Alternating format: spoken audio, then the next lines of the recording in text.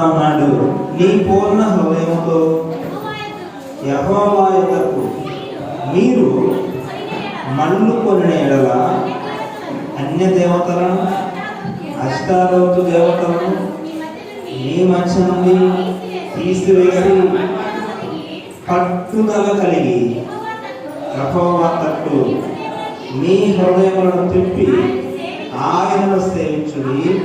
అప్పుడు ఆయన ఫిలిష్తీయుల చేతిలో నుండి మిమ్ములను విడిపించిన దేవుడు తన వాక్యము దీవించారు. ఇక్కడ ఇశ్రాయేలు ప్రజలతో దేవుడు తన సేవకుడైన సమూయేలు గారితో ప్రత్యక్షమై ఆయనకు చెప్తా ఉన్నాడు. వాళ్ళు చాలా ఇరుకులలో, ఇబ్బందులలో, సమస్యలలో బయటికి రాలేనటువంటి పరిస్థితిలో, ఇక లాస్ట్ స్టేజ్లో ఉన్నటువంటి స్థితిలో వారు నష్టాలు చేసి చూస్తూ ఉన్నారు. చాలా బాధల్లో వారు ఉన్నప్పుడు దేవుని యొక్క వాక్కు వాళ్ళకి ఏమని చెప్తుందంటే, పూర్ణ హృదయంతో అనగా మీరు దేవుని దగ్గరికి ఎలా రావాలన్నాడు, సంపూర్ణమైనటువంటి, కొంతమంది సగం సగం మనసుతో, ఏదో సగం సగం భక్తి పేరు చేయాలి కాబట్టి చేయాలి, ఏదో వెళ్ళాలి కాబట్టి వెళ్ళాలి, ఏదో దేవుడు స్తుతించాలి కాబట్టి అన్నట్టుగా వస్తున్నారు. అలాగే కాదు, పూర్ణ హృదయంతో రండి, వచ్చి దేవుని వైపు మీరు మళ్ళుకోవాలి. అన్య దేవతలను విడిచిపెట్టాలి. మీకు ఇష్టమైన అన్ని దేవతలు అంటే ఒక్కొక్క మన విగ్రహారాధనే కాదు, ఒక్కొక్క మనసులో, ఒక్కొక్క హృదయంలో ఒక్కొక్క మనిషి ఒక్కొక్క అలవాటుకు బానిసైపోతా ఉంటాడు. దేవుని స్తుతించబోయేసరికి ఏదో ఒక అడ్డు ఆటంకం వచ్చేసరికి తన మనసుని ఏం చేస్తున్నాడు, ప్రక్క వైపు తిప్పుకొని వెళ్ళిపోతున్నాడు. పొద్దున్నే లేస్తాం ప్రార్థన చేయాలని, టైం అయిపోతున్నాను హడావుడిగా ఇక ప్రార్థన కూడా చేస్తాం అంటే దృష్టి అంతా వెళ్ళిపోతుంది దేవుడి మీద నుంచి పక్కకి. అదే అన్నదే అవుతాను. నీ మనసు అంతా అయ్యో టైం అయిపోతుంది పనికి వెళ్ళాలి, లేకపోతే నేను ఇంకో ప్రయాణానికి వెళ్ళాలి. మనసంతా దేవుని స్థుతించడానికి మనం ముందుగా సిద్ధపట్టు కలిగి మన మనసుని సిద్ధం చేసుకోవట్లేదు. అందువల్లనే మీరు అన్య దేవతలను విడిచిపెట్టి దేవుని స్థుతించినప్పుడు ఎలా ఉండాలన్నాడంటే పట్టుదల కలిగి అన్నాడు. అప్పుడు ఏమన్నాడు, పట్టుదల. మనకి ఇప్పుడు మనకు బలుగు కనిపెట్టాడు ఆయన పేరు థామస్ అల్వా ఎడిసన్. ఎన్నిసార్లు ఓడిపోయాడంటే 1000 సార్లు. ఎన్నిసార్లు? 999 సార్లు ఓడిపోయి. అంటే మనమైతే ఒకసారి, 2 సార్లు, 3 సార్లు, ఒక 5-6 సార్లు చూసి ఇక నా వల్ల కాదండి, ఇక అసలు నేను ప్రయత్నం చేశాను కానీ నా వల్ల కాదు. ఎంత పట్టుదల లేకపోతే ఒక పని చేయాలంటే, ఒక పిల్లవాడు ఫస్ట్ టైంకి వచ్చాడంటే ఎంత కష్టపడి ఇంటి దగ్గర కూర్చొని టీవీ చూసుకుంటా, సీరియల్ చూసుకుంటా, సెల్లులు నోక్కుంటా చదువుకుంటే ఫస్ట్ టైం పడతారా? ఎంత పట్టుదల కావాలి చదువు మీద, ఎంత ధ్యాస ఉంచాలి, దేవుని ప్రార్థన చేయాలి, దేవుని స్తుతించాలి. దేవుని మీద భారం వేసి మనం మొదలు పెట్టినప్పుడు ఆ స్టేజ్కి మనం వెళ్ళగలుగుతాం. ఒక మంచి గవర్నమెంట్ జాబ్ సంపాదించాలని తల్లిదండ్రులకు చాలా ఆశ ఉంటుంది. పిల్లలందరూ నా కొడుకు ఒక ఎంఆర్ఓ కావాలి, నా కొడుకు ఒక కలెక్టర్ కావాలి, నా కొడుకు ఒక లాయర్ గా చూడాలంటే ఆ పిల్లలు ఎంత కష్టపడాలి. పట్టుదల లేకుంటే ఏది కూడా మనం చేయలేము. ఒక ఆమె లూకాసు వార్త 18వ అధ్యాయంలో పట్టుదల కలిగి దేవుని దగ్గరికి వచ్చినట్టుగా యేసుక్రీస్తు ప్రభువు ఉపమానం చెప్తున్నాడు. పట్టు 1 వచ్చినట్ట లూకా 8వ అధ్యాయం 18వ అధ్యాయం మొట్టమొదటి వచ్చిన మనం గమనిస్తే, విసుకక నిత్యము ఏం చేయమన్నాడు, ప్రార్థన చేయాలి అనే దానికోసం. చాలా మంది విసుగుతా ఉంటారు, నేను ప్రార్థన చేస్తుంటే నాకు ఏ లాభం కలగట్లేదు, వచ్చిన వెంటనే పనులు కావట్లేదు, కార్యములు కావట్లేదని కొంతమంది ఏం చేస్తారంటే వెంటనే పక్కకు దిగి వెళ్ళిపోతా ఉంటారు. అక్కడ అంటాడు, విసుగకుండా నిత్యము ఏం చేయాలంట, ప్రార్థన.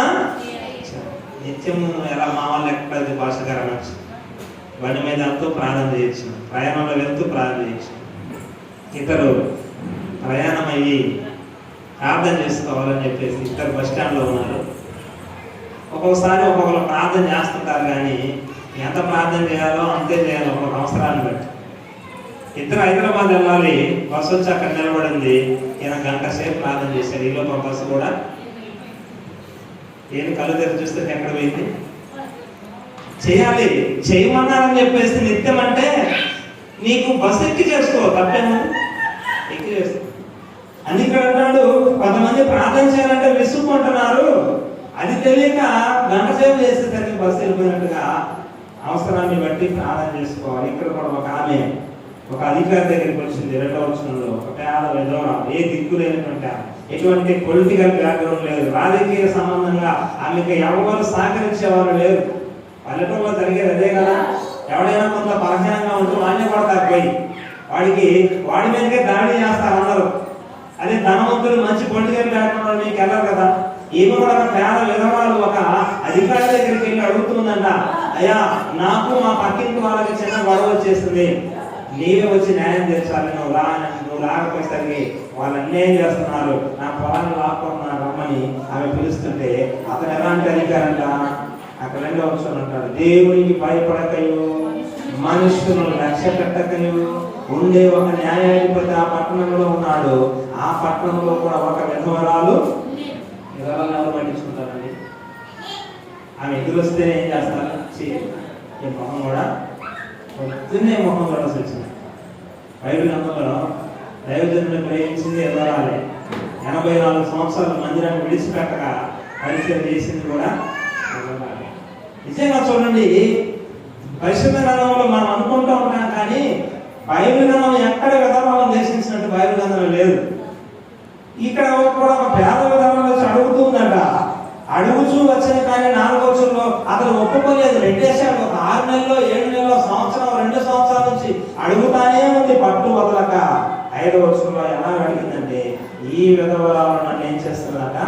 తొందర పెట్టుతున్నది, మాటికి వచ్చిగా గోదావరి నేనేం చేయాలనుకున్నాడు ఆయన? న్యాయం పట్టుదల విడిచిపెట్టకుండా అడుగుతా ఉంది. మనం కూడా ఒక పని కావాలి వెళ్ళినప్పుడు అన్నం తినము నీళ్ళు బ్యాగ్ పని మా సందర్భం వెళ్ళామనుకోండి, ఏం చేస్తాం? ఆ పని అయిందాక కనీసం నీళ్లు తాగడానికి కూడా టైము, ఎందుకంటే ఆ పని అవ్వాలి, సాయంత్రంలో అయిపోవాలంటే. అలా పట్టుమని చేస్తే ఆ పని ఖచ్చితంగా అయిపోతుంది. ఇక్కడ కూడా పట్టుదలతో దేవుని మీరు సేవించమన్నాడు. ఇంకొక చోట యేసు ప్రభు వారిని కూడా పట్టు వదలకుండా యోహాను సువార్త 8వ వచనంలో ఒక వ్యభిచారములో పట్టబడిన స్త్రీని తీసుకుని వచ్చి యేసయ్య పాదాల వద్ద పడేశారు. ఎంతటి దుర్మార్గమో చూడండి. ఆ వ్యభిచారం చేసిన వాడిని వదిలిపెట్టారు, ఈమెను తీసుకొని వచ్చి యేసయ్య పాదాల దగ్గర ఉంచి, నీ ధర్మశాస్త్ర గ్రంథంలో చెప్పావు కదా, ఆది కాండం నుంచి ద్వితీయోపదేశ కాండం 5 పుస్తకాలు ధర్మశాస్త్రం, అది నీవు రాయించింది కదా, అక్కడ ఎవరు తప్పు చేసినా